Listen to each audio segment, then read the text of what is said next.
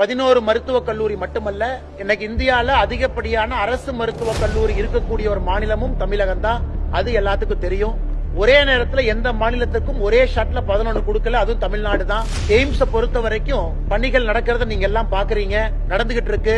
முழு பயன்பாட்டிற்கு விரைவில் வர இருக்கு, அதுவும் உங்களுக்கு பாத்துக்கிட்டு இருக்கு. ஆனா முதலமைச்சர் மு.க. ஸ்டாலின் அவர்கள் நம்முடைய மாநிலத்திற்கு இத்தனாயிரம் கோடி செலவு செய்து எய்ம்ஸ் கொடுக்கறாங்க, அதை போய் பார்க்கலாம் அப்படின்னு போய் பார்த்தாரா?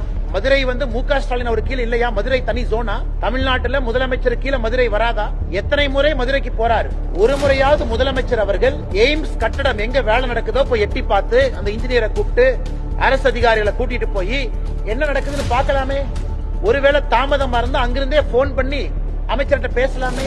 இத்தனை முறை 5 ஆண்டுகளை எத்தனை முறை தமிழ்நாட்டின் முதலமைச்சர் திரு மு.க. ஸ்டாலின் மதுரை போயிருக்கிறார்? அந்த எய்ம்ஸ் பக்கம் போயிருக்கிறாரா? அதனால முதலமைச்சர் மு.க. ஸ்டாலின் அவர்களை பொறுத்தவரை எய்ம்ஸ் வரக்கூடாது என்பதற்காக 4 ஆண்டு காலமா வேலை பார்த்தார்.